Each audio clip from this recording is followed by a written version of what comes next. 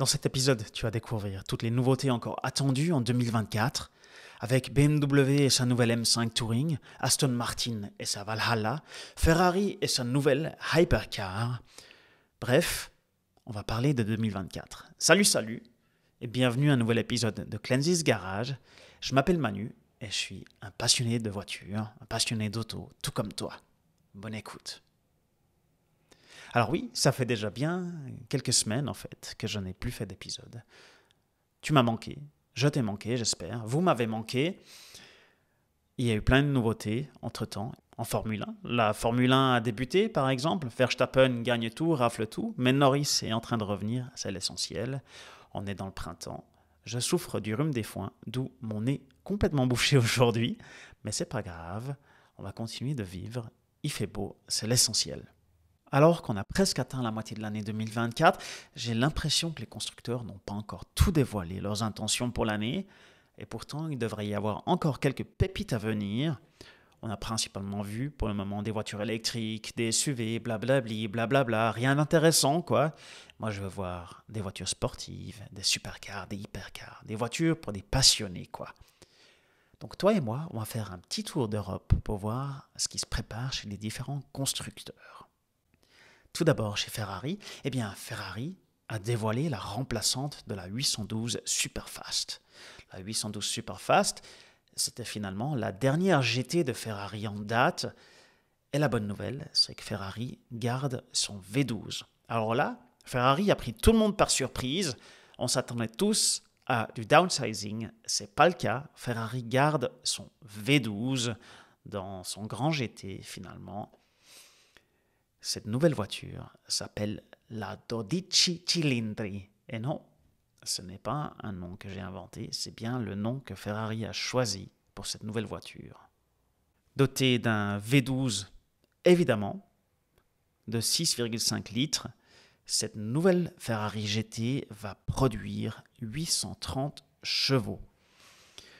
Je trouve que son style est très largement inspiré d'une vieille Ferrari, la Daytona, et ça lui va bien. J'en suis plutôt fan.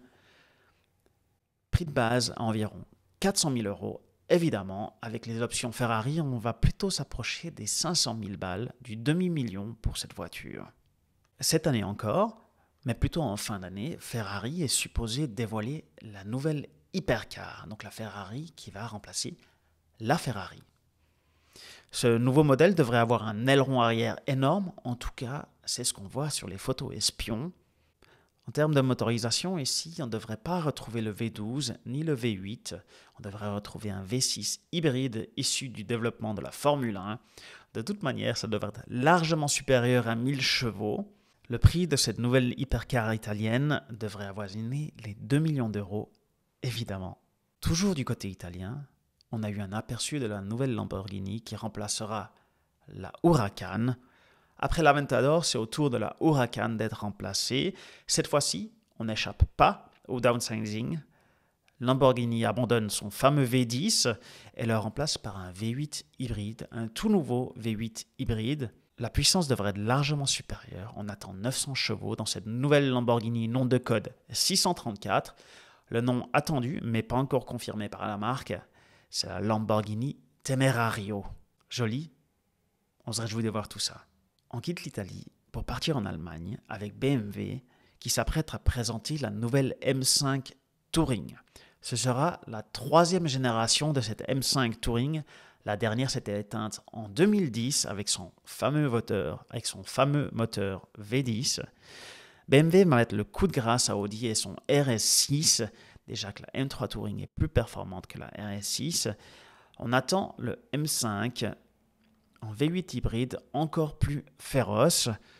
On devrait retrouver une motorisation similaire au XM Red Label, donc un V8 hybride d'environ 730 chevaux et 1000 Nm de couple.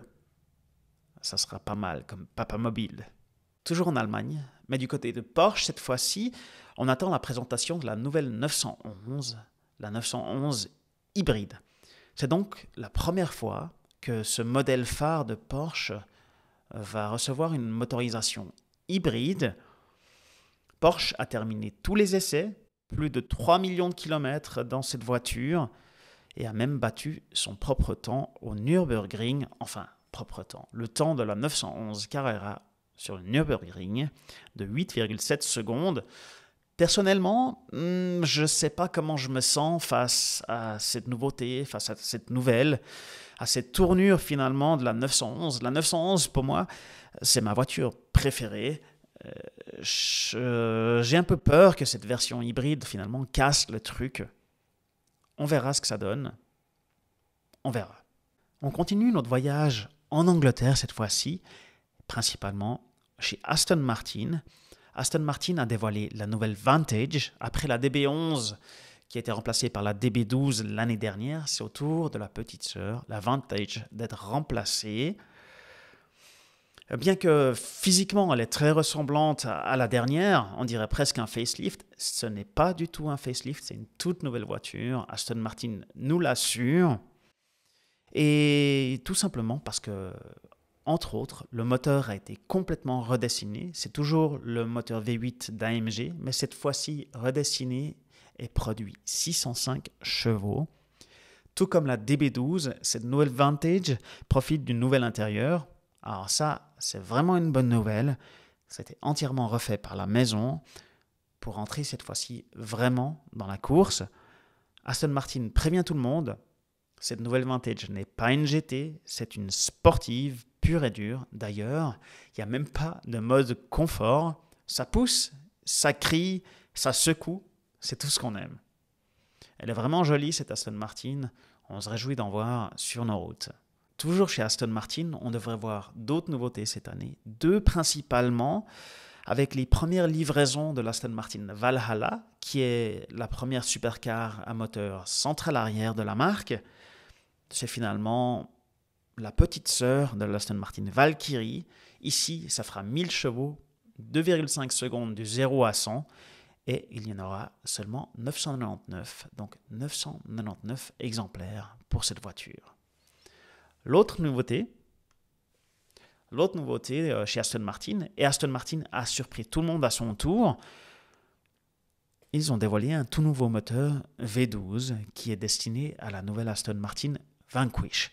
C'est surprenant car ici on s'attendait à une hybridification ou à du downsizing, mais tout comme Ferrari, Aston Martin continue de développer son offre V12. Ça fait plaisir, c'est pour les passionnés.